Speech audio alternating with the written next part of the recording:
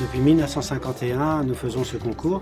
Cette année, le concours est présidé par M. Yves Turliès, qui est meilleur ouvrier de France. Nous avons 6 candidats qui sont dans la cuisine en ce moment. Ils sont rentrés ce matin à 9 h. Donc là, ils ont 4 heures pour préparer le plat principal, qui est composé d'un carré de porc du pays Qatar. Pourquoi le pays Qatar? Parce que Prosper Montagnier est de Carcassonne, est né à Carcassonne. Donc on a voulu mettre une petite note régionale et promouvoir un produit qui n'est pas utilisé régulièrement par les chefs de cuisine. Ensuite, ils vont avoir un dessert à préparer et qui est un dessert à base de fruits exotiques qui sera croquant et moelleux.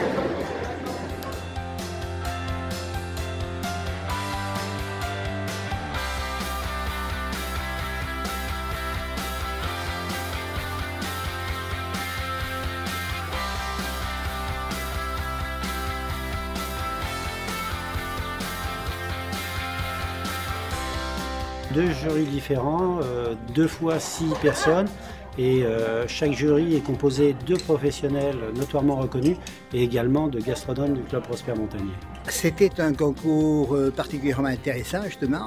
Il y avait une partie viande qu'il fallait traiter. Bon, là, c'était traité d'une façon très intéressante. Il y a eu certains plats qui étaient beaucoup plus que d'autres, mais on a remarqué un grand professionnalisme pour la plupart. Là, le carré de porc qui était à faire était intéressant, la bête était belle. Sur tous les plats, il y avait des choses intéressantes, mais la somme après de chaque chose intéressante va plutôt sur un candidat que sur un autre. Aujourd'hui, on a des concurrents vraiment de qualité. C'est toujours très difficile de sélectionner un premier, un deuxième, un troisième. Il y a eu aussi la partie pâtisserie, un dessert original qui a été traité. Je pense que le tout donnera un concours d'une grande valeur. Ce genre de concours, déjà c'est une satisfaction personnelle, puisque c'est se mesurer à d'autres professionnels, donc ça permet d'estimer un peu son niveau aussi, donc c'est quand même bien. Participer à un concours comme le Prosper Montagnier, je pense que pour un candidat c'est formidable, parce que d'abord c'est un concours de qualité, je pense que ça peut les booster énormément pour l'avenir. On s'aperçoit qu'à chaque fois, il y a toujours des évolutions dans les principes de cuisson, dans les principes de présentation, dans les assaisonnements, les goûts. Il y a toujours quelques originalités qui sont là et qui font découvrir un métier qui évolue. Les gagnants du Montagnier, souvent, on en reparle. Très souvent.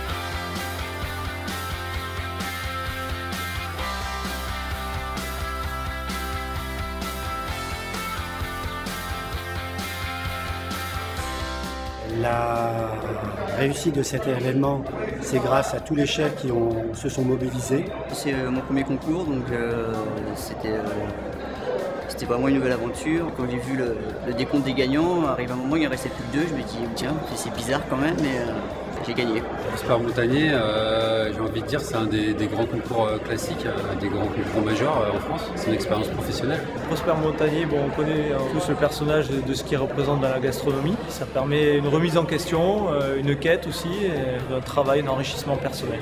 Le but c'est de prendre du plaisir et on essaie d'en prendre et d'en transmettre aussi.